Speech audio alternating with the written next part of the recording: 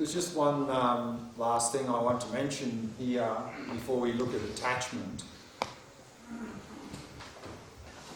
So what we're saying then is to avoid cognitive fusion with respect to ourselves and others. And here we've been doing it with respect to behaviour. So what we are saying is that we are not our behaviour. We have certain behaviour. But similarly, of course, we are not our thoughts because we have thoughts. We're not our emotions because we have emotions. We are not our habits because we have habits. And we're not our personality because we have a certain personality. These are all things which we have. But also, of course, at a more subtle level, we are not our body and mind because we have a body and a mind. So we can't be the body and the mind. So then you might ask, well, who are we then if we're not our body and mind? If we're not our personality, we're not our thoughts, emotions and so forth? Well, that's still to come. But all of these are forms of cognitive fusion. So let's now look at attachment. Now attachment, of course, is one of the three poisons. We need to eliminate that 100%. But this is often a different story than anger, because most people understand anger is very harmful and want to eliminate it. But when it comes to attachment, it's a bit of a different story. And often people feel like actually attachment's not that harmful. In fact, I need attachment. And one thing is that often people feel like I need attachment to enjoy things. If I got rid of attachment, my life would become very bland and boring. Actually, it's the exact opposite. As we've already seen briefly, attachment actually interferes with our enjoyment of the simple pleasures in life. Because if we have strong craving and attachment for something, our mind is quite agitated. And also together with that often comes a lot of worry and anxiety about not getting it, not getting enough of it, losing it, frustration when we don't get it, overindulging when we do get it, and then often a lot of dissatisfaction and disappointment when things don't live up to our expectations. And then of course that we often feel the reason I'm not satisfied is I just didn't get enough of it. So we end up craving more. And it's like a vicious cycle. And as I mentioned the other day, is craving and attachment is never satisfied. Because craving and attachment is always looking for something bigger, better and different. Which means we end up losing out on the things we used to enjoy. Because we know from our own experience, if we get something we enjoy too often, then at some point craving and attachment says, sorry, that's not good enough anymore. I need something bigger, better and different. And this was very much highlighted to me in my first long meditation retreat I did some years ago. I was on a little retreat cabin on the side of a mountain in Spain. And it was a place that provided a basket of food every day, so a basket of food was delivered nearby. And it was quite nutritious food, but it was basically repetitive, the same sort of menu. And we know from our own experience, even if it's food we enjoy, but it doesn't take too many days in a row of eating the same food, and at some point our mind goes, oh, not that again, even if it's something we normally really enjoy. My experience in retreat was the exact opposite. After about a month of eating the same food, it started tasting better. And initially I was convinced that the cook was maybe putting more effort, more spices or more herbs or something in the cooking. But then after a couple more weeks went by, it kept tasting better. Then after about 6 or 7 weeks, I realised that this is exactly the same food as 6 weeks ago. What had changed? What had changed was that due to being in retreat, my mind was calming down, which meant my craving and attachment was subsiding. And so I was actually enjoying the food much more than normal. And I can honestly say, at that time, I had never ever enjoyed food so much ever in my life before. Not because it was some fantastic food, but because my craving and attachment was subsided quite a lot. And also, I was in a retreat cabin on the side of a mountain, nice, beautiful view, Mediterranean in the distance. But again, if we're in a place that has a beautiful view, doesn't take too many days of being there, we don't even notice the view anymore. My experience was the exact opposite. The view kept getting more and more beautiful. And then even after some weeks, some little tiny insignificant flowers were like, wow, that's so amazing, so beautiful. And so that was my experience, is that due to subsiding of craving and attachment, everything I experienced was more pleasurable, more pleasurable. So that's what Buddhism is saying, is that if we can let go of craving and attachment, actually we'll enjoy the simple pleasures in life much more than we do now. But then people go, well, maybe that's true, let me check that out. But I definitely need attachment to have a relationship. Without attachment, there's no basis for a relationship. Again, it's the exact opposite. Craving and attachment interferes with our relationships. And part of the problem here again is terminology. Because remember, we defined attachment as a mental factor that sees its object as attractive, it exaggerates the object's attractiveness, and then wishes to possess and hold the object because it believes that is the source of our happiness. Whereas I think the word attachment is used in a little bit different way in psychology. In psychology we talk about attachment theory, and there's even a lot of talk about actively cultivating healthy forms of attachment.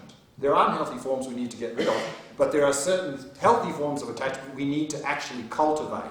And often the example given is the strong bond between mother and child. So again, just a strong bond between mother and child is not necessarily attachment according to Buddhism. So again, I think it comes down to how the word attachment is defined and used. So it's not like Buddhism is arguing with psychology, should we get rid of attachment or not? It's just psychology is using the word attachment in a different way. And so here, in a relationship, attachment actually sees the other person as an object, a thing to satisfy me. So not very nice. Whereas love, or loving kindness, is simply the wish for that person to be happy. And of course the fine print is without expecting anything in return. What we would call unconditional love. No strings attached love. Conditional love is love polluted by attachment. And that sounds like this. I will love you as long as, and here comes the condition, as long as you keep saying and doing things that make me happy. Otherwise, no. So this is all attachment speaking. So to distinguish love and loving kindness from attachment, love or loving kindness is saying, I want you to be happy. Attachment is saying, I want you to make me happy. So attachment's all about me, and actually sees the other person as an object, a thing to satisfy me. What we need to appreciate, of course, is in all our relationships, there are these two dynamics, and they're usually mixed together. So what we are to do is to distinguish these two dynamics, love and loving kindness versus attachment, increase the loving kindness part and decrease the attachment as much as possible, and our relationships will improve. And here, we often hear in Buddhism that Buddhism says we are to love everyone equally. And then when people hear that, they get a very strange idea about what that means. So people think, oh, what I need to do then is I need to spend equal amount of time with everyone and behave in the same way to everyone. Disaster. In fact, if we're talking intimate behaviour in particular. So loving everyone equally simply means to equally wish everyone to be happy. That we can aspire to. How that loving kindness would translate into with our partner would mean we'd spend a lot of time with them and maybe intimate behaviour. That same loving kindness would be expressed to our family members in a different way and probably spend less time with them. That same loving kindness would be expressed to our colleagues and neighbours in a very different way and maybe spend no time with them. And then when that's explained, people go, Okay, yeah, I sort of understand that maybe there's two things in a relationship, a healthy one of loving kindness and an unhealthy one of attachment. Let's try and reduce the attachment as much as possible, increase the loving kindness. Okay, but I need attachment because I'm a creative person and I need attachment to be creative. Again, exact opposite. Mental afflictions like craving and attachment interfere with creativity. Of course, no one's disputing the fact that mental afflictions like anger, jealousy, craving provide a lot of fuel for creativity in terms of subject matter. But in terms of source of creativity, it's not the mental afflictions. Creativity actually comes from deep within our own mind. And as long as we're caught up in craving, attachment, jealousy, anger, we are suffocating that creativity. So if we work to reduce and eliminate mental afflictions like craving and attachment, what you will find is you'll become more creative. And also now we tend to be creative for a little bit of a selfish motivation. Look at me, how wonderful a musician I am, how wonderful an artist I am. Whereas I think the truly great creative people are the ones who use their creative talents to inspire others for a good purpose. So if we work to reduce our mental afflictions, not only will we become more creative, we'll become more creative for a more meaningful reason. So therefore, if we work to reduce and eliminate attachment, we're going to enjoy the simple pleasures in life much more, our relationships will improve, we'll become more creative for a more meaningful reason. So it's a win-win-win situation. So that's a little bit about attachment. Any questions on attachment before we move to the next topic? Yeah. Why would you need attachment to be creative? Why would you need it? Yeah. Well, that's what I'm saying. You don't. Yeah. Why People say that. Okay. Because they're mistaking subject matter for creativity. Because a lot of music and art is about torment and craving and jealousy and anger. And so people feel like they need to do that to be creative, but actually it suffocates creativity.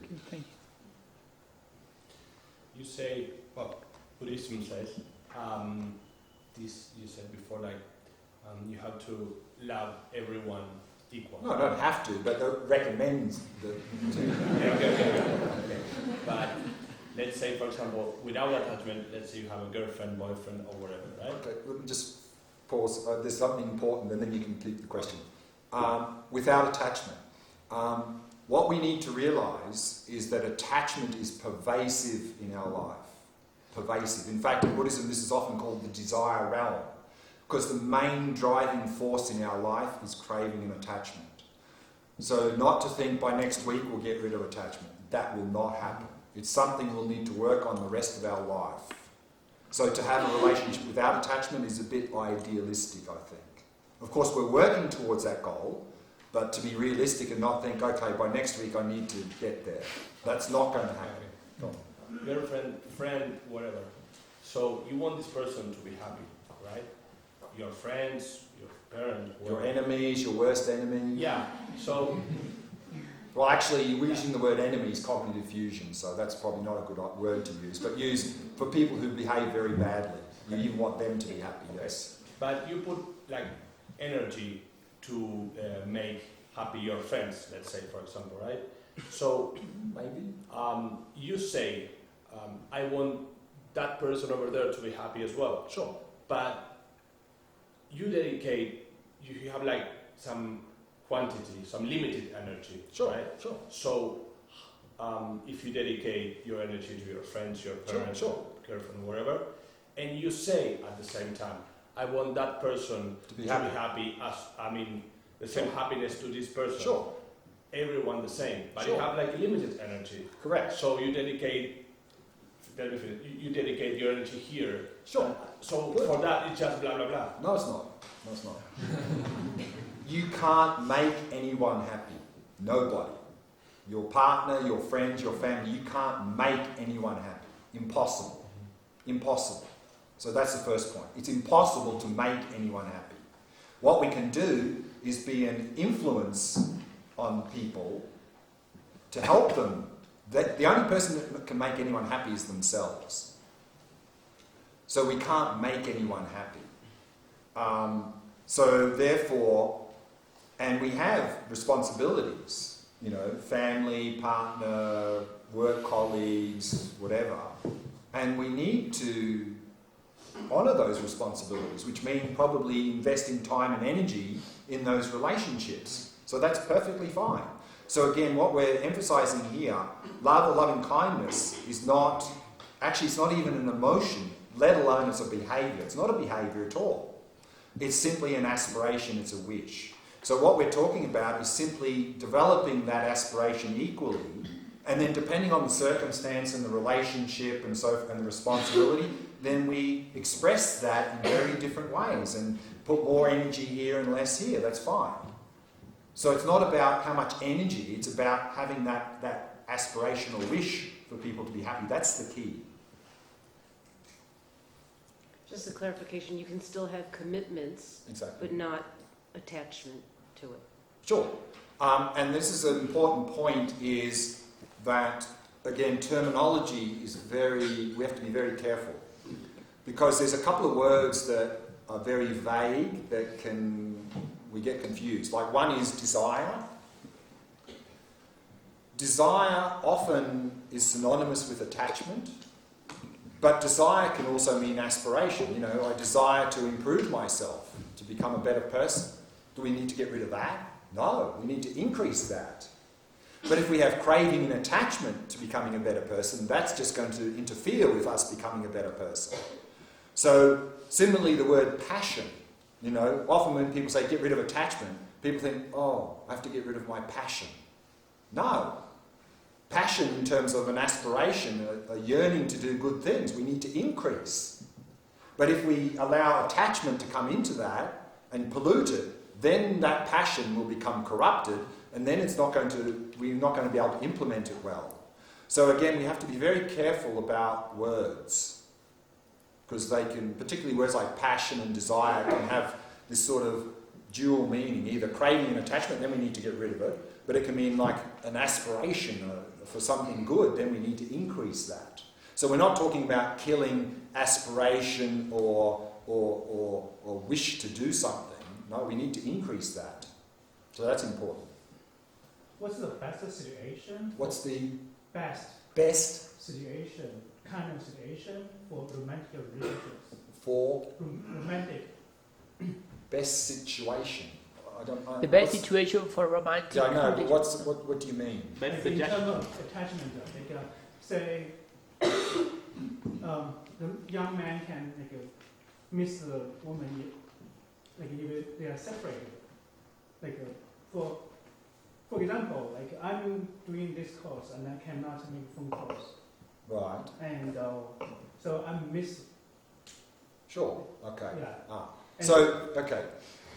The one measure, if we have craving and attachment in something, a relationship or even with respect to an object, is if we don't get it, do we get upset? If we get upset, that's craving and attachment. I see. Right. So, I mean, does that mean if we have a partner that we shouldn't be sad or miss them? No. But if that agitates the mind, then that's craving and attachment. And of course, you're probably coming here to this course to be a better person so that your relationship will improve when you go back. So that's very good, no? Can you speak a little bit more about the difference between the healthy attachment or bond? Well, there's no healthy attachment in Buddhism. But That's not... attachment in Western psychology in comparison to what you would refer to as a bond instead of as they use attachment. So a strong bond, in fact, Buddhism says we need to have a strong bond with everyone, everybody. That's not attachment. Again, attachment is all about me. It's all about me. It's not about that other person at all. At all. That person, actually really, attachment sees that person as a thing, an object to satisfy me. It's not thinking about that person at all, as a person. Very dehumanizing. But a strong bond, which we would call here loving kindness, we need to cultivate that equally with everyone. So we need to have a strong bond with everyone. but we need to notice if craving and attachment's coming in. Where is the focus? Are we really focusing on that other person, or is it really all about me? That's a check. Where the attachment's creeping in. If it's more about me than them, then we need to let that go. And then our relationships will improve. What does Buddhism say about monogamy and the fraternity of marriage? Again, healthy relationships. So whether you have an institution of marriage or whatever, that's a cultural thing. So whatever the institution is, as long as we are not driven by attachment, and we're really driven by loving kindness, and that's what we're striving for. Everyone has preference, I would assume. Everyone has people like friends who they like, Sure. like to develop Sure. relationships with. Sure. Isn't that, so wouldn't that signify a certain kind of attachment? Like something more or less? Unfortunately, yes, often that's the case, and that's why we have difficulties, often even with everybody, with friends, people we don't know, people we dislike. We have difficulties because we have the three poisons coming into the equation. But we're going to talk more about that in a couple of days' time. There's no level of friendships between human beings? For Buddhism, we should be friends with everyone. No relationships? What do you mean by relationship? Man and wife or whatever. Partner. Sure. I mean, if you find that sort of relationship is beneficial, good.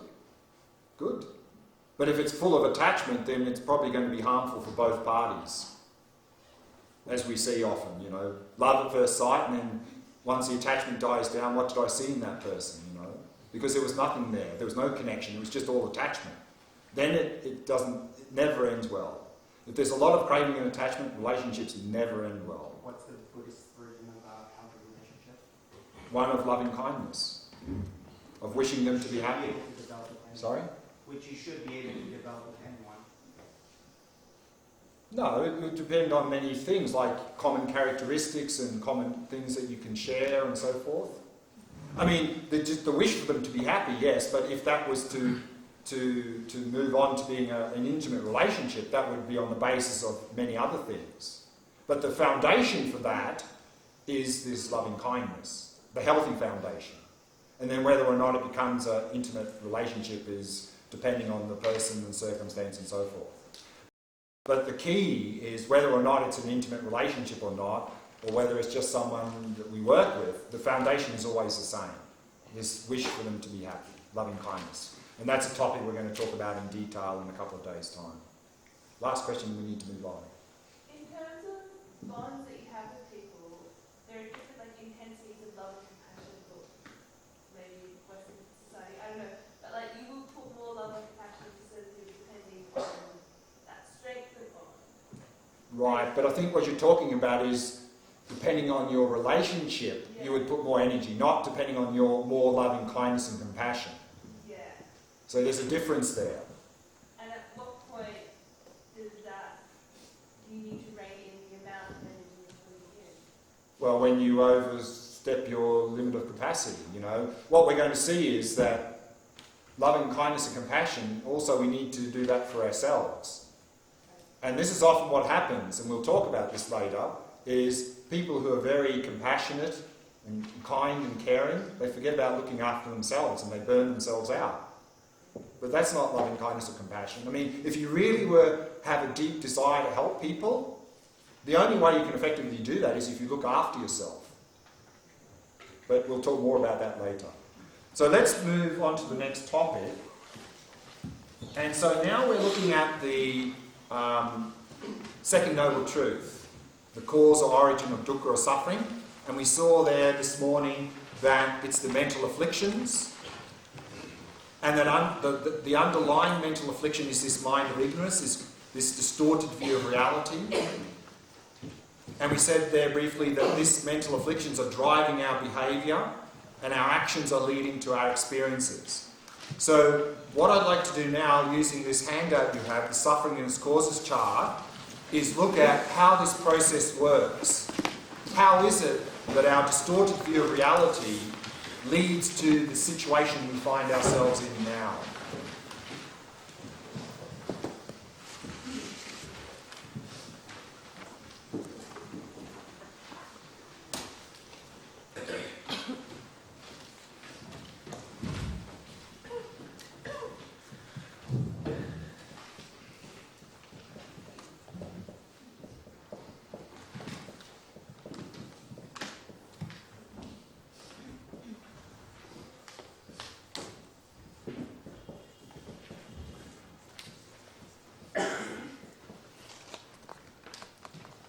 So here we see a 6-step process laid out, describing how our distorted view of reality leads to us being in the situation we find ourselves in now. And the first step, we have what's called seed of ignorance. So remember here, ignorance is this distorted view of reality. In particular here, it's talking about this grasping onto independent me, an independent objective world. And seed means habit of doing that. That we've had the habit of believing that there's an independent me and an independent objective world. And according to Buddhism, we've had this habit since we were born and well before.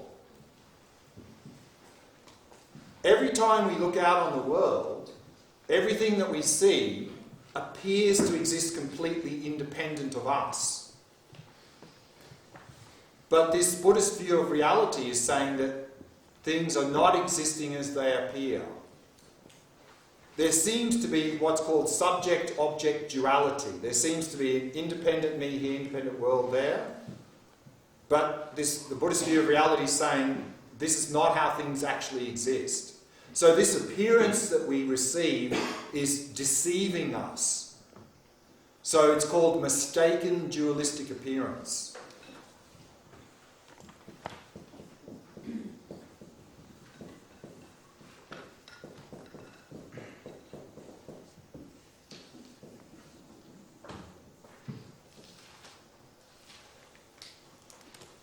Now, everything in our entire life has always appeared to us in this way. We've never seen things in any other way. So there's no reason for us to question appearances. So we never do. If we ask anyone else, they'll also agree with us. Yeah, it seems like that exists there, independent. So we never question appearances. And since we have the habit of grasping onto that, we just grasp. So this is not intellectual, it's instinctive. So that leads us to step 2. We just instinctively see, yes, there's a me here, independent world there.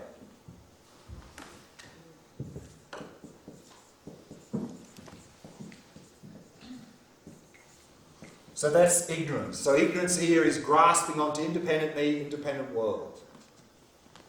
Now, whenever we experience anything, one mental factor that's always present is this mental factor of feeling, which we mentioned yesterday afternoon.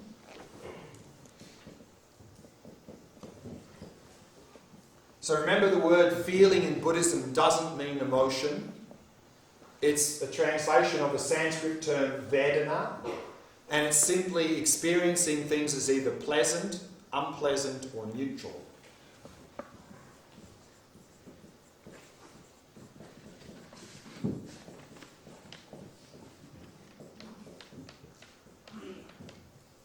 So neutral just means neither pleasant nor unpleasant.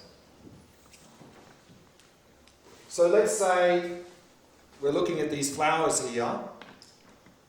They appear to exist completely independent of us. We have the habit of believing that. We just accept. Again, it's not intellectual, instinctive. So instinctively we're seeing, yeah, there's some flowers there existing independent of me. Let's say when we look at these flowers, we have a pleasant experience. That pleasant experience, together with the belief that those flowers exist there independent of us, will naturally lead us to assume there must be some attractive quality there that's causing my pleasant feeling. So we'll see these flowers as inherently attractive or attractive from their own side. And according to Buddhism, this is a misconception.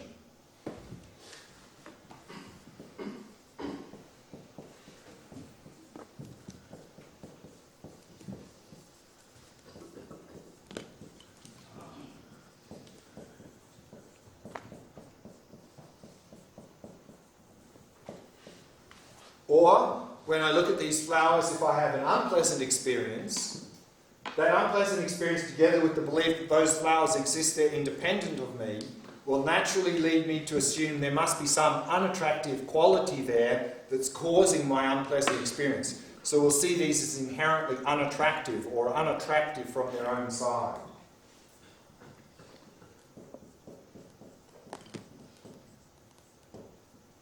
Or if I'm having a neutral experience when I see these flowers, then that will lead me to assume they must have some neutral qualities.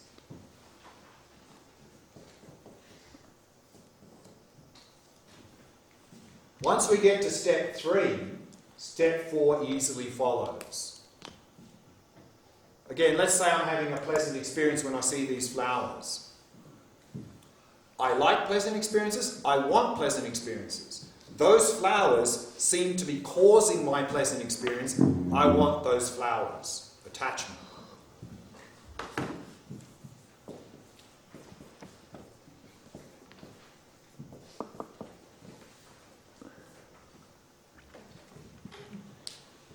Or if when I see these flowers I'm having an unpleasant experience, I don't like unpleasant experiences, I don't want unpleasant experiences, those flowers seem to be causing my unpleasant experience, get them out of here. Aversion.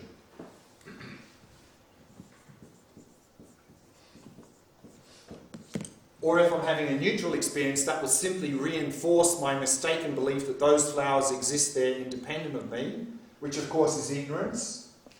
But here, often we see this word confusion.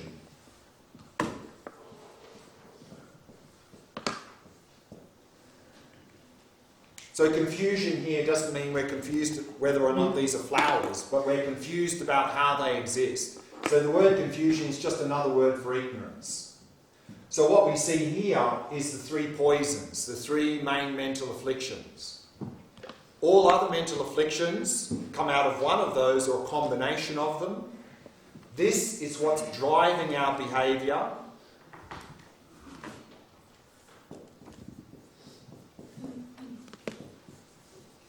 And the Buddhist assertion is that every action we do based on a mental affliction has a result. And the results of our actions are our experiences. And the Buddha used the word dukkha to describe our experiences.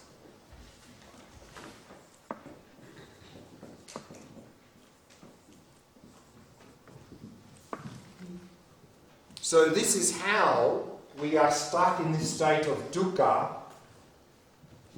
due to our mental afflictions and actions, but in particular the underlying mental affliction, the root of the problem is ignorance, this distorted view of reality, grasping onto independent me, independent world.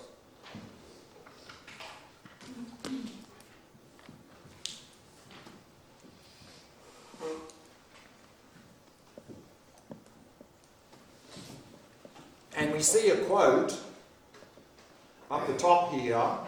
This is a quote from Nagarjuna, who's a 2nd century Indian Buddhist master. And he's got this text here called The Fundamental Wisdom of Middle Way, or in Sanskrit, Mula Madhyamika Karika. And in this text, he is describing this view of emptiness that we're going to talk a lot about in the coming days. This view that nothing exists independently. There's no independent me, no independent world there.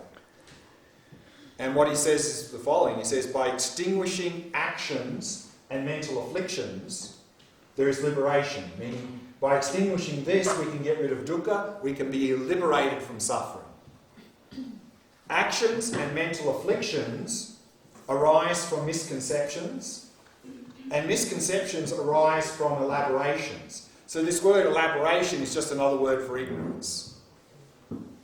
It just means this false grasping.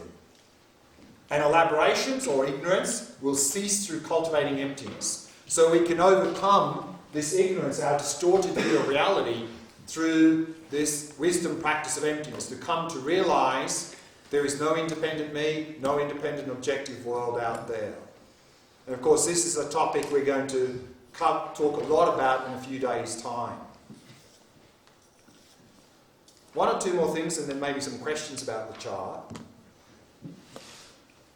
You may ask, okay, if things don't really exist as they appear to me, why are they appearing like this, if that's not how they exist? What's the cause of this mistaken dualistic appearance? The answer is back here. Every time we're grasping, and this grasping again is not intellectual, it's instinctive. Every time we grasp onto independent me, independent world, that of course reinforces the habit of grasping. But there's another side effect of this grasping,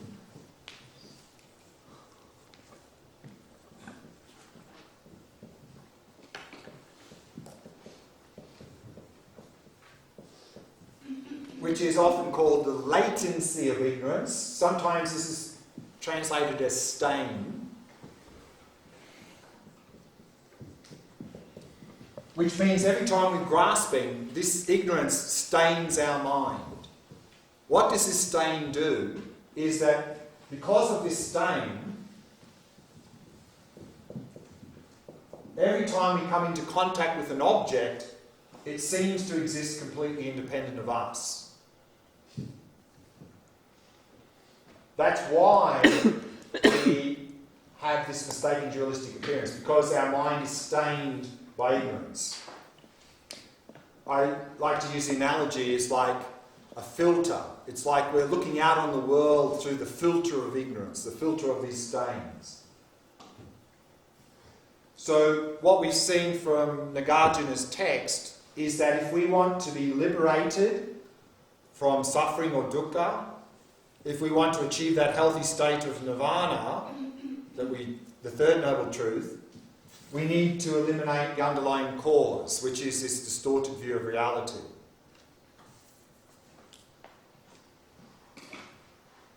But then earlier we talked about nirvana and enlightenment. So what's the difference?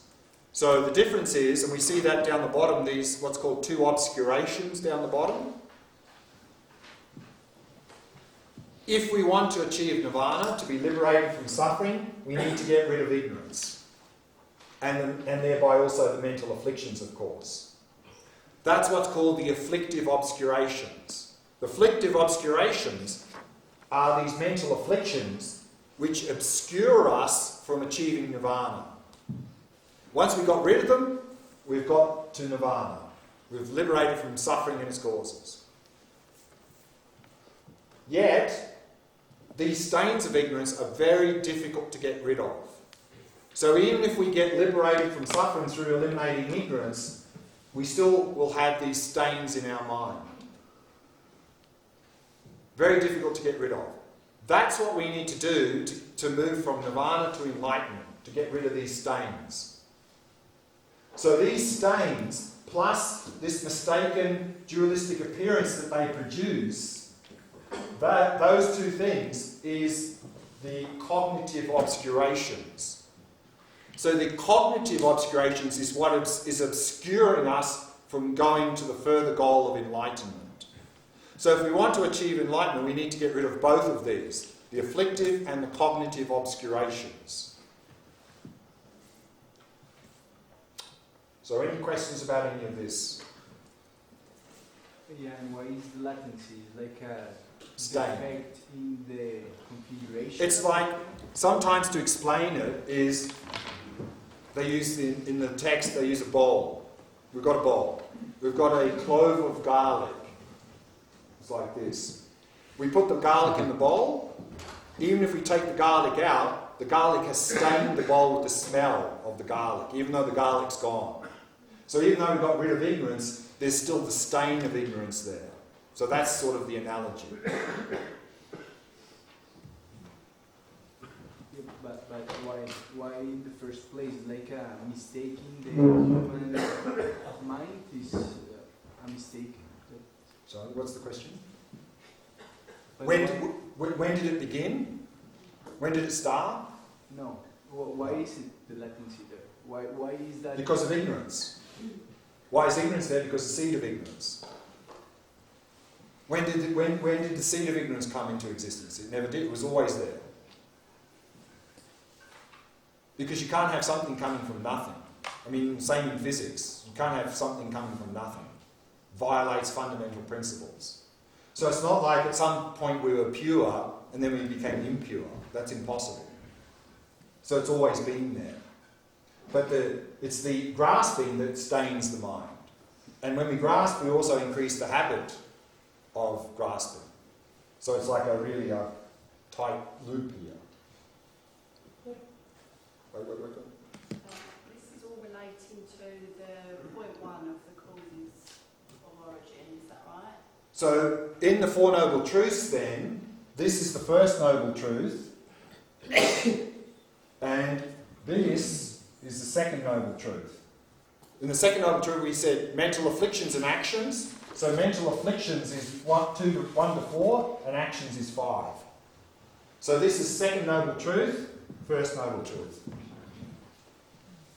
You mentioned that the stains are very hard to remove and that it's also already been there before. So how do you remove them? We're going to talk about that. The short answer is that it's like we need this wisdom of emptiness to eliminate this. We use that here, but we need an extra force behind it. What that force is, we're going to talk about. But it's the same wisdom of emptiness to eliminate this. But it needs a bit more power behind it to do that. And we'll talk about what that power is later. Can you elaborate a little bit on what you mean by the object exists independent of us? I missed the first part of that. Can you elaborate a little bit on what you mean by the object exists independent of us? The question is, what does independent existence mean? We'll talk about that in detail, but it's like, for example, let's use the flowers. It seems to us as if we are in no way contributing to the existence of these flowers. That when we walk in the door, there's already flowers existing there. That's independent existence. But more will come later. That question. Yeah, that's what I'm asking. It's mystic and dualistic appearance. So what is the real dualistic? Well, there is no such thing as duality is the mistake. Is a mistake. There's no duality. There's no duality. Yeah. So how do we come to that? By this wisdom of emptiness, which we're going to talk about. Is the dualistic approach the only ignorance, or are there any other ignorances? So remember earlier we talked about 4. To see things changing as unchanging, pleasure as happiness, no self as self, and dependent as independent. So there's at least 4, and we can talk about more, but these are the 4 main ones that we talk about in Buddhism. These 4 distorted ways of grasping. I'm not sure if you made a distinction between nirvana and enlightenment regarding to the Latin. Yeah. So to move from nirvana to enlightenment, we need to get rid of these stains. That's the cognitive obscurations. So that's the difference between both? Between nirvana and enlightenment, yeah. Nirvana is we haven't got rid of the stains. In enlightenment, we have. Can we explain physical illness, say for example, jaundice? Can we explain physical illness, the suffering caused by physical illness, using this, or do we need? Yeah. Right. So remember, we have to distinguish between pain and suffering. So, and remember here, dukkha is we're not just talking about unpleasant experiences. This is including all of our pleasant experiences, all of our experiences. So we're not saying this leads to only pleasant, unpainful experiences. This is all of our experiences. So this process leads to everything we experience. So we need to be careful again of the terminology here. So does that mean that if we get rid of ignorance, we get rid of the 2 other poisons? Yes, correct. That's correct. So the question is, if we get rid of ignorance, we'll get rid of anger and attachment? Yes. And what we're going to look at a little bit later is that that's the long-term strategy. That as long as we have this grasping, we won't be able to completely eliminate any mental affliction.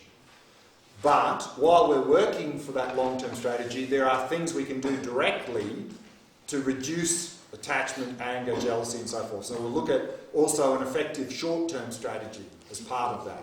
That'll come tomorrow morning. So we need to be working in the short term and the long term. Not able to understand the two obscurations. Right. So the afflictive obscurations is just the mental afflictions. Ignorance, attachment, anger, jealousy, all of that. So we need to eliminate those mental afflictions if we want to achieve nirvana. So that's what afflictive obscurations means. The mental afflictions are obscuring us from achieving nirvana. But then if we want to go on to achieve enlightenment, we need to get rid of these stains in our mind. That's the cognitive obscurations. So is the belief that the dualistic perspective or any of the distorted views are a result of conditioning? Like, we're not born inherently seeing we're not born with that much external perspective, but is it something that is grown with these distorted views? So there are two things. There's what's called innate and intellectually acquired. So innate means we're born with this instinctive grasping. It's there from before. But in this life, we can even add more on top, make it even worse. If we have some wrong way of thinking, we can sort of add more levels of distortion on top. But they're relatively easy to get rid of because we just need to correct our mistaken way of thinking. This innate, instinctive is harder to get rid of. So we're born seeing a dualistic Oh, world. absolutely, yeah. Okay, and you said that intellectual understanding is sometimes overridden by instinctual habits, or instinctive habits, yeah? Well, I'm saying that our behaviour is not driven so much by intellectual, but instinctive. So it's not about overriding, it's just that in our behaviour, the intellectual thing doesn't really get a look in. Unless we're really being very mindful of something and we're really thinking about something, then the intellectual could even add more. But if we're just sort of flowing and reacting, then it's this instinctive. It's what this instinctive grasping is just driving the whole show. Why would we not be born into a non-dualistic perspective if this is reality? Why would we be born into a distorted view? Because it was there before. Our mind was contaminated before. Yeah. But actually on that point, it's very interesting that there's this Donald Hoffman, who I quoted earlier, the cognitive psychologist, this cognitive scientist. He actually, with some mathematicians, ran a model of evolution. And about, you would think that in the process of evolution that we should be getting more and more smarter in terms of reality. What he proved mathematically is that actually evolution causes understanding of reality to go to extinction. Because he found that in evolution, understanding reality correctly is of no benefit in terms of survival and procreation.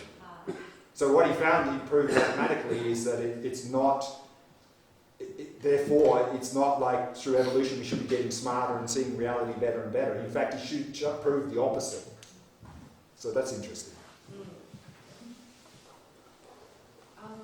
So, with regards to the stains on the mind, I know you're going to talk about that a little more, but how could you fully eliminate them if you've been exposed to them? Would that not counteract and also be ignorant? Does that make sense? So stay again, you lost me there. So in order to achieve enlightenment, you want to have the stains on your mind. Right. But if you've already been exposed, Exposed. You have the stain. Oh, if the stains are there. Yeah. Yeah. So how do you, I don't know how to rephrase this. So how do you fully eliminate them if they've already you already know, you've already seen it, you've already experienced the negative or whatever the stains might be? Because the stains are not part of the nature of mind. And through coming to realise the nature of reality, this emptiness that we're going to talk about, that is the antidote to that stain. It's like clearing away the stain. And it'll never be there again.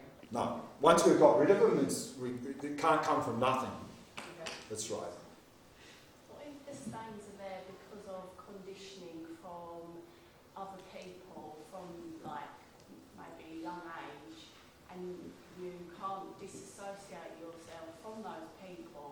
and you know they're going to continue to Right. stain you. Right, but that sort of stain is not this stain. Right. So that is relating to this question here, is there's two levels of going on. There's the innate instinctive, and then on top of that we put a lot of extra junk in our life through reacting, through wrong understanding and so forth. So this, of course, will stain our mind, all of this what you're saying, but that's not these stains. That's at a much, much deeper level. It's only because of this that these sorts of stains from people can actually even happen. So that's another surface layer that we add on top. Yeah, so I'm just checking here on the different vehicles, right? So it says that in Theravada, the goal is to achieve nirvana, and the other ones is enlightenment. Why are they happy stay with these things? I'll talk about this tomorrow, but because in the philosophical system that is underpinning that, there is an objective world there. It's not a problem. But more will come tomorrow. Tomorrow, next day, soon. We'll go into that chart and I'll explain more. But it really comes down to the philosophical basis that we're working with. And there are different philosophical bases. Yeah. What do you mean that it's a mistake to believe that, for example, the flowers wouldn't be there without you? Like, I mean, someone else made them and someone else put them there. Correct. They would be there without you. Right, yeah, this is a big topic and we're going to talk a lot about it in a couple of days' time, but maybe a short thing to think about. Let's say we're looking here, we're having a pleasant experience. Is the beauty there? It is. If the beauty was there, it would mean everyone who looked here would have to see them as beautiful, because the beauty's there. I'm sure that not everyone in this room looks there and thinks they're beautiful.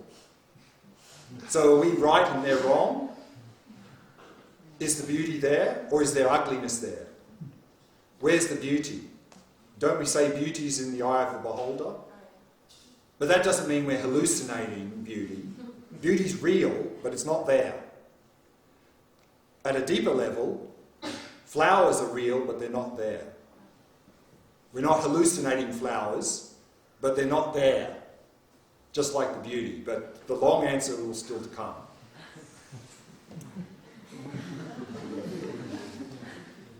I want to go back to this tomorrow morning,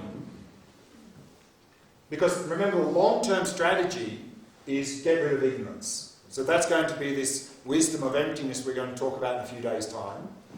But while we're working on that, it would be good to have an effective short-term strategy to at least reduce the impact of this process. And so we're going to look at that tomorrow morning. What sort of things can we do now to reduce the impact of this process?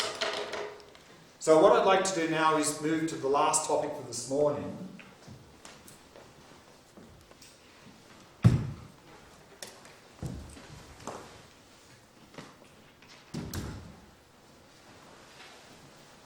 And that is to look at some factors which contribute to mental afflictions arising in our mind. Because if we can identify the different factors which contribute to mental afflictions, we can address them.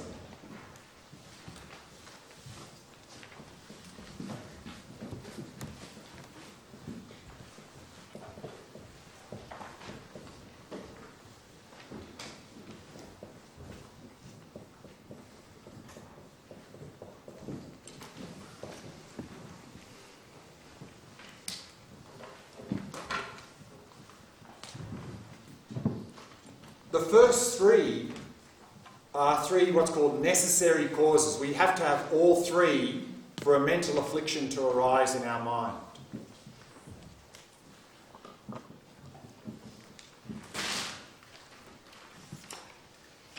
The first is the seed.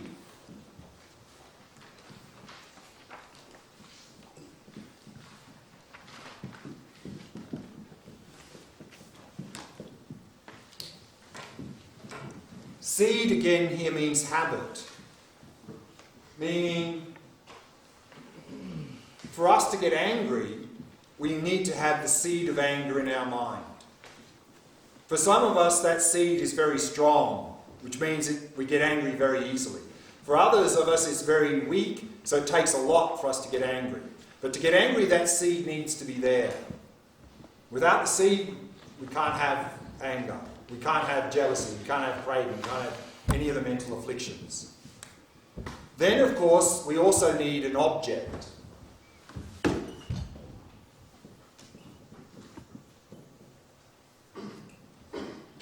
That object, of course, can be external or internal. And sometimes it's not obvious to us what is the object that is causing the mental affliction to arise, but it needs to be there, whether we're aware of it or not. But then we need a third thing. So just the seed of mental affliction and an object, that's not enough. We need a third thing.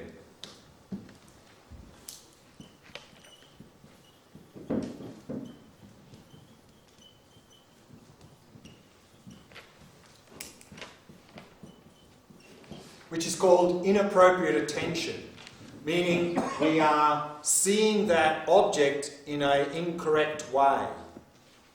And this inappropriate attention, of course, can be instinctive, but it also can be more intellectual. And I think this is where, marketing and advertising, they use this to try and sell us things that we don't really need.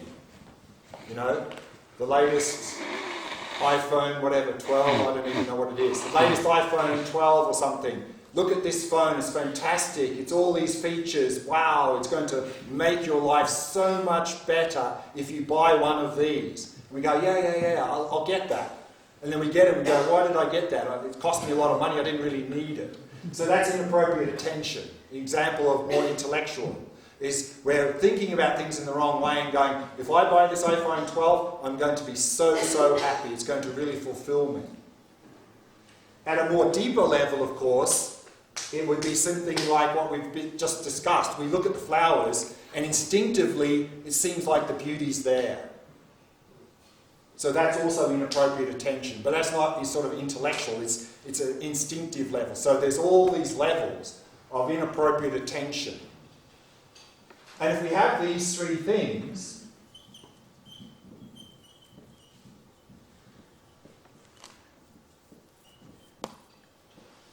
these are the three necessary causes for any mental affliction to arise. We must have the seed of it, it must be an object, and then there must be we seeing that object in an inappropriate way. But then there are three more factors which can contribute to mental afflictions arising.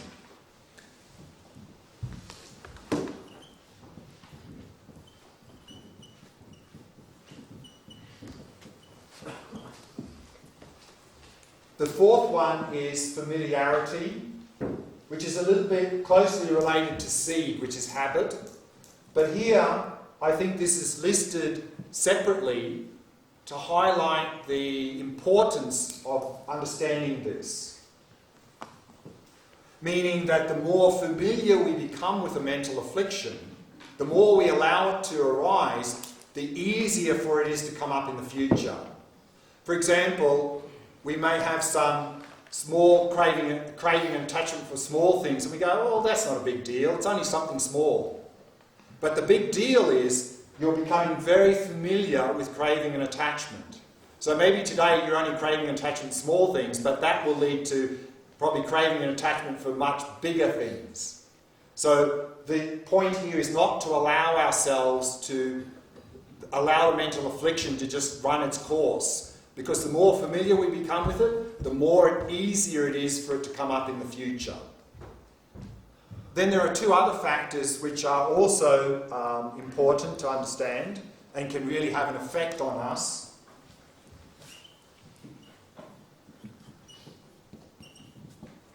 The fifth one is society. In the text, it's often listed here as misleading companions. And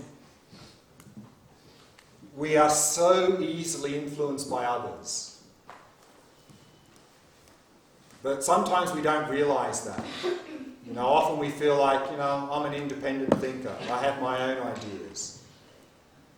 But it becomes very apparent that's not the case when you move out of your own culture and you see how much your society is affecting your way of thinking and your habits. So the point here is to not allow ourselves to be surrounded by people who always lead us in a bad direction, that really have a very heavy negative impact on us. To be sort of aware of how much other people can affect how we think and behave. And then similar to that, we have the sixth one is not just people, but media. That the media has so much effect on us, particularly in the modern world with the internet and so much stuff there. And of course a lot of it is all, you know, the fake news, and I mean it's just saturated our life. And again, we might just think, well, no, that's not affecting me. But if we keep getting exposed to that, it's really having an impact whether we realise it or not. So we really need to be aware of also this, in terms of media, how much that can affect us in our life, in terms of mental afflictions and so forth. Because if we're exposed to a lot of media in terms of, you know, hate crimes and so forth, at some point we'll get caught up in it. So these are sort of contributing conditions.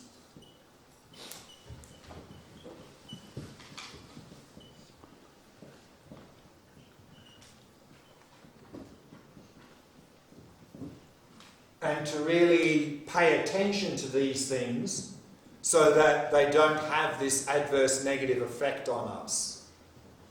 So if we can be aware of these 6 factors, then we can work to reduce and, of course, eventually eliminate our mental afflictions. But certainly in the short-term strategy, to be aware of these factors and work with these would be very, very helpful. Any questions about that before we slowly wrap up this morning's session? Yeah, so I'm just trying to understand inappropriate attention. Is that necessary or similar to linear and non-linear thinking? Like when you... Well, a lot of this is beyond thinking. It's below that. It's before thinking. Right, like in the case of the iPhone. Right. You mentioned. I mean, that's just like icing on the cake. I mean, the damage has already been done before we even start to think. That the beauty's there. The beauty's in the iPhone, instinctively. Then on top of that, the marketing sort of tells you all sorts of things. So that's sort of the icing on the cake. I mean, the real damage is done before that. But, come on. Right, so I mean, you take the decision and then retroactively justify it, rather than linearly thinking from need and then... Yeah, again, because, that's inappropriate attention is not thinking rationally, clearly. Right. At that level. But again, already the damage is done before when we start to think. But at least if we think rationally, we can, sort of maybe reduce that and go, wow, that iPhone looks so attractive, but actually, do I really need one? No, my current iPhone is working fine. I don't need to spend more than $1,000 on something that's not really going to bring me much. So then the rational mind can, even though it's still looking so attractive, our rational mind can sort of, override that inappropriate attention if we're mindful. If we're not, we're probably, before we know it, we're in the shop and we've already got it and bought it, and then later we go, oh, what do I do that for? Yeah. So I'm a little confused about the familiarity concept. If you're not familiar, how will you be aware about that? Like, it can't be just theory and I cognitively understand it, but I also have to experience something to be understand and be aware about what I'm feeling like. Yeah. So the fourth point is, the essence of the fourth point is that when some mental affliction arises, even if it seems very minor, don't go, oh, that's okay, a bit of craving and attachment, I'll just let it play out. So the fourth point is saying don't do that. Because, okay, now maybe you have a little bit of craving and attachment for something minor, but every time you do that, you're familiarising yourself with craving and attachment, which means later it's going to get easier and easier for it to come up. I'm increasing my threshold of acceptance. Sorry? I'm increasing my threshold of acceptance. Well, the fourth point is about whatever mental afflictions arise, no matter how minor, don't just let them control your mind and play their course, because one of the consequences of that is that mental affliction is going to be much easier to come up in the future. Like, let's say we get a little bit angry, but it's very minor. We go, oh, that's okay, it doesn't matter, a little bit of anger. But if you keep doing that, what you're going to find is that less and less stimulus will cause you to get angry. And you'll develop a very strong habit of easily getting angered, because you allow that minor anger just to keep going. So that's what the fourth point is really about. In terms of media, how do you then stay educated about what's happening in the world without this? In the modern world with the internet, very difficult. I mean, it's very difficult, no. I mean, that's the bottom line. But at least we can, not expose ourselves to obvious sources of media that are known to be inflammatory or false or whatever. At least we can do that. And then we just have to try and be discerning to try and find sources that are more reputable. Of course, it's not easy in the modern world. But yeah. Just in answer to that question, I read an article a few weeks ago which talked about attention span and the news sucking away all our attention. And they recommended going on wikipedia.news because they give you the updated summary in the most dry fashion of the six most important things that day. So, in answer to your question, it's just a reasonable way. So here's the most basic news, here's what actually matters, here's the dry opinion of it, okay, moving on. Yeah. And there's a long form article if you want to read afterwards. Very good. Very good. Okay, let's leave it there. I want to now give discussion topics before we go for lunch. And remember, at 2 o'clock, when the gong goes, just go straight to your discussion groups. And today, since the weather is nice, I think it will be good to be outside. So remember, group 1 to 4 who are in the hall above the dining room, behind that, above the kitchen, there's 4 big green tables. And then group 5 and 6, which were in the kitchen, in the dining room, under here under the green roof. 7 and 8, which also were in the dining room. There's 2 green tables over the back here. And then the rest were in here. So you can be out the back here, and there's some mats out the back you can use to sit on out the back. So it'd be nice to stay outside today. So some discussion topics. So this morning we've looked at anger and attachment. And so the first question is, discuss practical methods for dealing with anger and attachment in your daily life. Discuss practical methods for dealing with anger and attachment in your daily life. And here, if you already have some methods you use, you find helpful, you might like to share that with other people in the group, and so they can take benefit from that. The second question is about these 6 factors. So, again, discuss practical advice for dealing with these 6 factors. Discuss practical advice or methods for dealing with these 6 factors.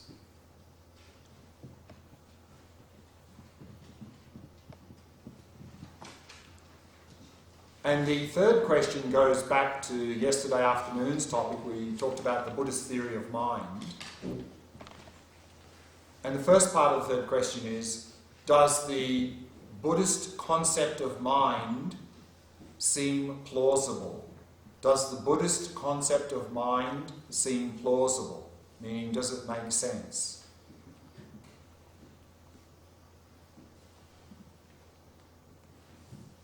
And the second part of the third question is, what sort of evidence would support or negate this concept? What sort of evidence would support or negate this concept? Meaning, can you think of some sort of evidence which would either sort of support this idea or would seem to oppose it? For example, some people claim to have past life memories, and some of these have been scientifically studied and have shown to have valid memories. So that would tend to support the Buddhist theory of mind, but maybe there's other evidence which would seem to oppose the Buddhist view of mind. So if you can think of some sort of empirical evidence that would either support the Buddhist theory of mind or seem to oppose it. So one last point is, again, any of you who have signed up to see me privately, what you need to do 5 minutes before your time is you come in the back of this building, you go up the first floor, turn right along this hall here, and there's a hall right here, and there's a chair about here in the hallway. Just sit in the chair there, and I'll come and get you. So that's it. So we break for lunch now, and we'll come back, and at 2 o'clock go straight to your discussion groups. Don't go, because I think Kumpen wants to say something by the looks of it. Very short announcement, don't worry.